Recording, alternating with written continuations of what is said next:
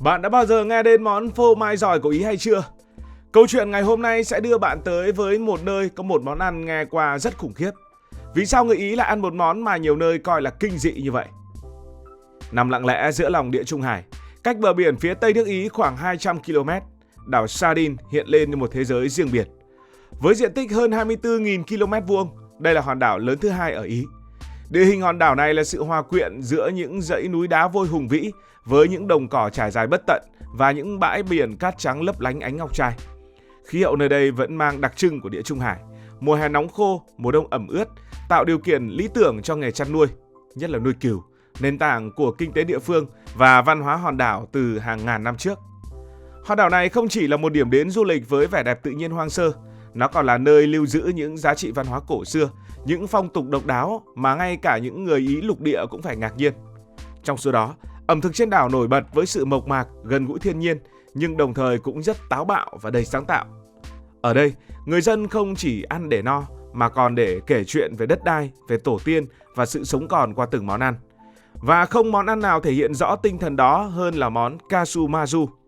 Kasumaju nghe thì hơi phức tạp và khó hiểu, chúng ta hãy tạm gọi nó là phô mai giòi, một đặc sản vừa gây tò mò, vừa khiến người nghe phải rùng mình. Kasumaju trong tiếng địa phương thực chất không có nghĩa là phô mai giòi, mà có nghĩa là phô mai thối hoặc là phô mai hỏng. Cái tên này nghe có vẻ không hấp dẫn, nhưng lại chính xác đến một cách lạ lùng khi mô tả bản chất của món ăn. Đây là một loại phô mai làm từ sữa cừu, nhưng điều làm cho nó khác biệt và cũng là lý do khiến nó trở thành tâm điểm sự chú ý, được cả thế giới biết đến, chính là sự hiện diện của hàng ngàn con giòi sống lúc nhúc bên trong từng khối phô mai. Quá trình tạo ra phô mai giòi không đơn giản như một công thức nấu ăn, mà là sự kết hợp giữa kỹ thuật truyền thống, sự kiên nhẫn và cả một chút ma thuật của tự nhiên. Người dân trên đảo bắt đầu bằng việc làm phô mai theo cách thông thường. Sữa cừu tươi được vắt, làm nóng, thêm men và ép thành các khối tròn lớn. Nhưng thay vì để phô mai trong các hầm kín thông thường, họ cố ý để những khối phô mai này tiếp xúc với không khí ngoài trời. Mục đích là để thu hút một loại ruồi nhỏ chuyên đẻ trứng và thực phẩm lên men. Khi những chú ruồi chăm chỉ đẻ trứng vào bề mặt phô mai, quá trình kỳ diệu sẽ bắt đầu diễn ra. Trứng sẽ nở thành giòi, những con ấu trùng dài khoảng 8mm, màu trắng đục, nhỏ xíu nhưng hoạt động không ngừng nghỉ. Những con giòi này không chỉ sống trong phô mai mà còn ăn chất béo trong phô mai, phá vỡ cấu trúc bên trong phô mai, khiến phô mai trở nên mềm hơn, sền sệt và rỉ ra một thứ chất lỏng được gọi là grima. Grima có nghĩa là giọt nước mắt trong tiếng Ý. Quá trình này, theo cách nhìn của người dân trên đảo, không phải là sự hư hỏng, không phải là sự hôi thối, mà là một sự lên men đặc biệt, tạo ra một hương vị cay nồng, đậm đà mà không loại phô mai nào trên thế giới có được. Để hiểu tại sao món ăn kinh dị như phô mai giòi lại được tồn tại và yêu quý trên hòn đảo này, chúng ta cần nhìn vào bối cảnh lịch sử và văn hóa của hòn đảo. Đảo Sardin dù là một phần của nước Ý nhưng lại luôn mang trong mình một bản sắc riêng. Đó là đặc trưng của những hòn đảo. Người dân nơi đây tự hào về nguồn gốc cổ xưa của mình với những di tích có từ thời kỳ đồ đá mới và một ngôn ngữ địa phương gần gũi với tiếng Latin hơn là tiếng Ý hiện đại. Trong hàng ngàn năm, hòn đảo này chịu ảnh hưởng từ nhiều nền văn minh, từ người La Mã đến người Tây Ban Nha, nhưng họ vẫn giữ được những phong tục độc đáo, trong đó có cách tiếp cận ẩm thực rất thực dụng và cực kỳ sáng tạo. Ở hòn đảo này, thực phẩm không chỉ là thứ để ăn mà còn là cách để tồn tại và tôn vinh đất đai. Vào thời kỳ khó khăn, khi nguồn thức ăn khan hiếm, người dân đảo đã học cách tận dụng mọi thứ có thể, kể cả những thứ mà người khác cho là không thể ăn được và cần phải vứt vào giỏ rác. Phô mai giòi đã ra đời trong bối cảnh đó. Một khối phô mai bị ruồi xâm chiếm không chỉ là thứ để vứt đi, mà còn là cơ hội để tạo ra một món ăn mới, giàu protein, dễ bảo quản và có thể chia sẻ trong cộng đồng. Nói đến dễ bảo quản thì hơi buồn cười bởi vì hình như nó cũng không cần bảo quản phức tạp quá. Nó không phải là món ăn hàng ngày mà thường xuất hiện trong những dịp đặc biệt như là lễ cưới, tiệc mừng mùa mới hay trong các buổi tụ tập gia đình. Việc ai đó mời bạn thưởng thức phô mai giòi là một cách thể hiện sự tin tưởng và lòng hiếu khách. Người dân trên đảo tin rằng chỉ những người thực sự hiểu và tôn trọng văn hóa của họ mới dám thử món ăn này và cũng mới thử được món ăn này. Vậy quá trình thưởng thức phô mai giòi sẽ diễn ra như thế nào? Trước tiên cần hiểu rằng đây không phải là món ăn dành cho những người yếu tim. Khi một khối phô mai giòi được mang ra, nó thường gây ấn tượng mạnh mẽ về mặt thị giác. Bề mặt phô mai lốm đốm những lỗ nhỏ, nơi những con giòi bắt đầu chui ra. Nếu cắt đôi khối phô mai, người ta sẽ thấy lớp bên trong mềm, gần như tan chảy, với hàng ngàn con giòi nhỏ trắng đục đang ngọ nguậy. Mùi của phô mai giòi cũng không hề nhẹ nhàng. Nó nồng, cay và có chút gì đó giống mùi ammoniac, hay nói cách khác là mùi nước tiểu, khiến nhiều người phải hít một hơi thật sâu trước khi dám thử. Người dân trên đảo có nhiều cách để ăn phô mai giòi.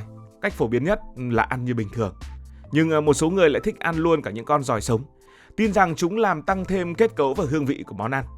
Khi nhai, giòi tạo cảm giác hơi giòn trước khi hòa quyện với vị béo ngậy, cay nồng của phô mai. Tuy nhiên, không phải ai cũng đủ can đảm để ăn giòi sống. Trong trường hợp đó, người ta có thể bỏ khối phô mai vào một túi nhựa kín để giòi chết vì thiếu oxy rồi thưởng thức phần phô mai.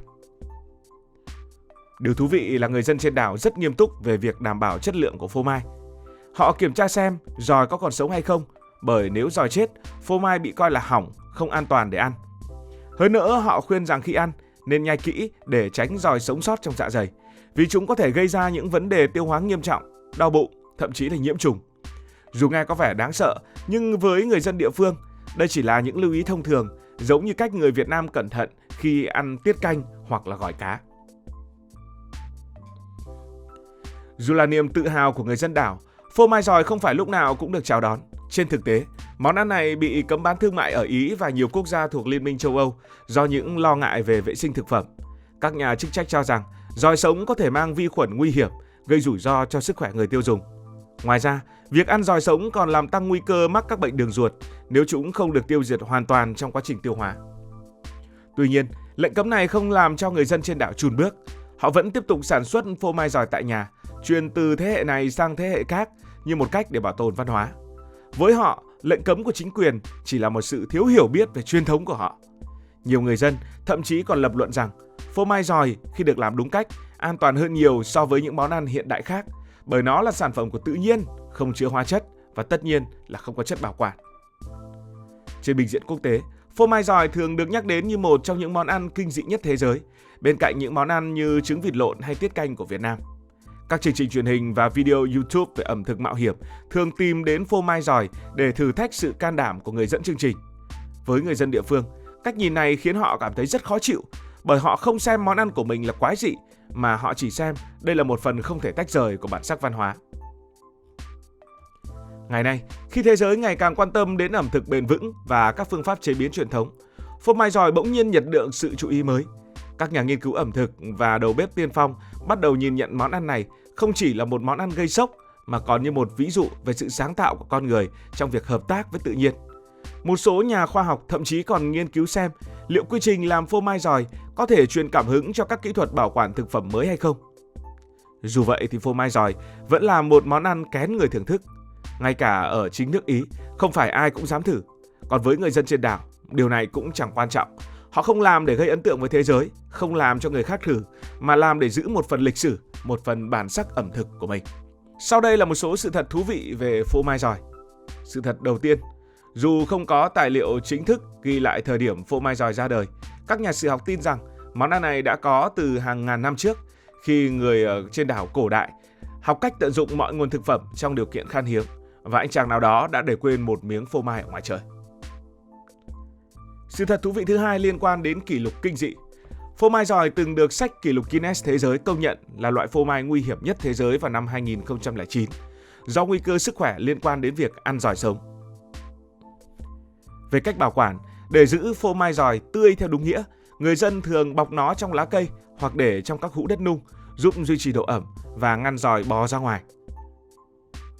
Và sự thật thú vị cuối cùng, một khối phô mai giòi có thể chứa hàng ngàn con giòi và chúng có thể nhảy xa đến 15 cm khi bị kích thích, khiến việc cắt phô mai trở thành trải nghiệm không dành cho những người yếu tim. Bạn có dám thử món này không? Hãy để lại ý kiến của bạn dưới phần bình luận.